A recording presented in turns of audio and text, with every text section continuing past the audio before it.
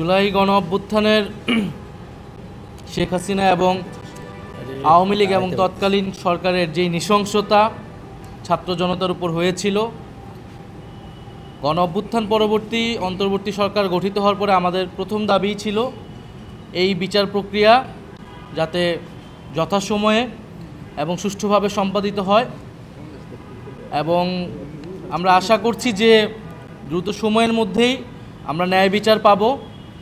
এই মামলা, শেখ হাসিনার এই মামলার হয়তো আমি শেষ সাক্ষী। আমার স্বাক্ষর নেওয়ার পরেই এই মামলাটা রায়ের দিকে যাবে।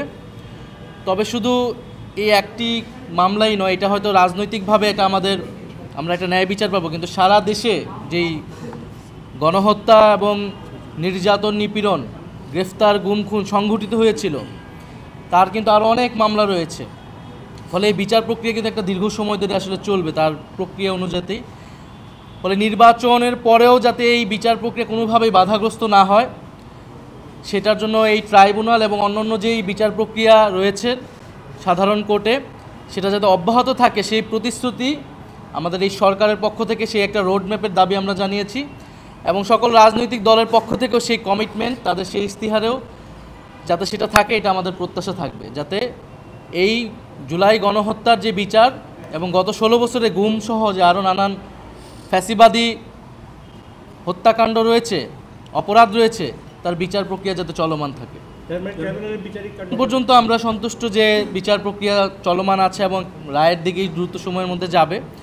তবে আরও যে মামলাগুলো রয়েছে, আমরা চাবো যে সেইটার বিচার প্রক্রিয়াও যাতে যথাযথ গুরুত্বের সাথে এগিয়ে চলে, এবং সরকার যাতে একটা সমন্বিত রোডম্যাপ সকল রাজনৈতিক দলের সাথে মিলে ঘোষণা করে নির্বাচনের আগে।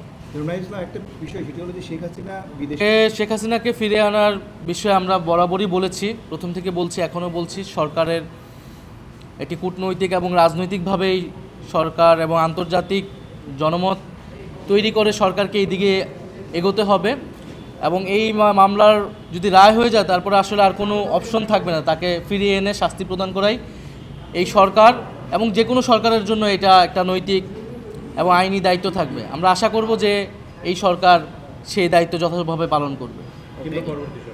ধন্যবাদ।